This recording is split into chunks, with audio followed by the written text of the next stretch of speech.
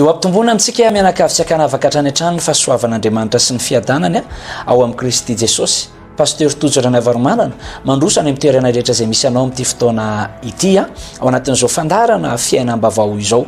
Iresaka amin'izay loha hevitra mihitsy sika androany fa azonao atao sady dia ny androany no mandray misitraka an'izany fiainana vavao ao amin'Andriamanitra izany.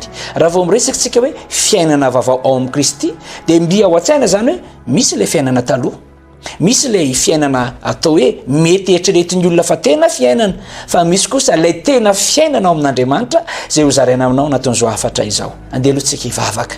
Fa ny masin'Andriamanitra tsara indrindra apetrao ambava mpanomponao indray andrano ny teny mba hatonga ny tsiraray avy izay manaraka an'izao fandarana izao anana antoka fa miboboika mikoriana ao anatiny zany fiainam-bavao, fiainana tsara lavitra, fiainana mandrakizay ao amin'Andriamanitra zany. Amin'ny anaran'i Jesosy, amen. Ny tenin'Andriamanitra amin'ny Jaona voalohany toko 5 dia nandiny 1 sy 12 no raisitsika anatin'izao afatra fo izao izay azonao ihany koa mba partagena na zaraina amin'ny namanao amin'izay fomba ahafahana manao an'izany. Hoy Baiboly amin'ny anaran'i Jesosy. Ary izao ozy ny fanambarany fiainana mandrakizay no omen'Andriamanitra antsika ary ao amin'ny zanany ozy izany fiainana izany.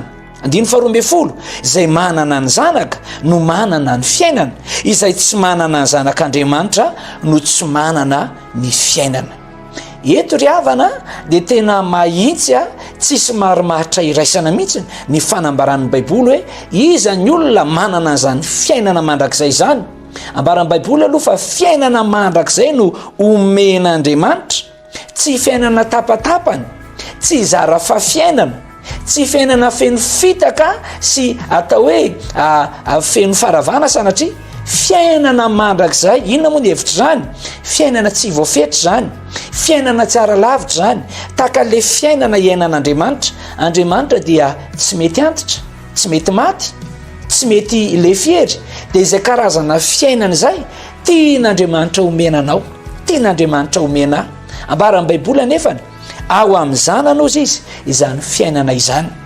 Itsika olombelona zao dia mety manana ny markim-pandrefesantsika hoe rehefa manana trano ohatr' zao, rehefa manam-bady ohatr' zao, rehefa manam-bola ohatr' zao, rehefa manana diplôma ohatr' zao ny olona dia sambatra izy, manana fiainana izy. Fa ny Baiboly tsy miteny hoe izay manana trano manana fiainana na izay manana fiara manana fiainana, fa ambaran'ny Baiboly izay manana ny zanaka no manana ny fiainana. Izy io zanaka io tsy iza fa Jesosy Kristy Tompo izay natao an'ny olona rehetrarehetra.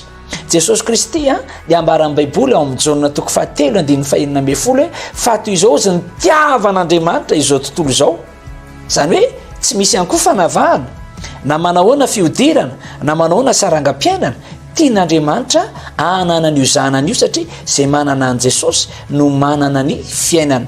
Raha misy zany karazana religion na fivavahana raha vao tsy ao zany Jesosy ry havana dia tsy misy ny marimaritra iraisana.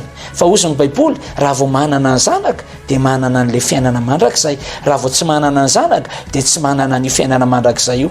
Noho izany dia mampahery anao androany, raha mbola tsy nandray an' Jesosy ianao ho tompotry mpamonjy ny fiainanao, tsy tary ianao, ity ny fotoana tsara indrindra ho anao. Raiso Jesosy androany amin'ny alàna ny fonao anatin'ny fonao fa izy ilay maty teo Kalvari, izy ilay nalevina, izy ilay natsangana tamin'ny maty, ary izy ihany koa ry havako ny amela ny elokao sy hanoratra ny anaranao any am-boko ny fiainana. Izay ny tokony inonao ary ilaina koa tsika manaiky amin'ny vavantsika. Ozy ny Romanina hoe amin'ny fono inona azona famarinana ary amin'ny vavanao ny ekena azona famonjena. Ekeo aza manomboka androany fa Jesosy Kristy no tompo, izy mpamonjy ny fiainantsika dia manomboka androany ry havana. Na inona anananao amin'ny ara-batana na inona tsy anananao, azo antoka zato isan-jato fa manana n'le fiainana mandrakizay ianao. Noho izany mifalia amin'izay, azo antoka mandrakizay ianao, azo antoka ny rapitsinao ary ny lasanao tsy aresiny hoavinao. Tapa-kevitra ianao hivavaka aritsika.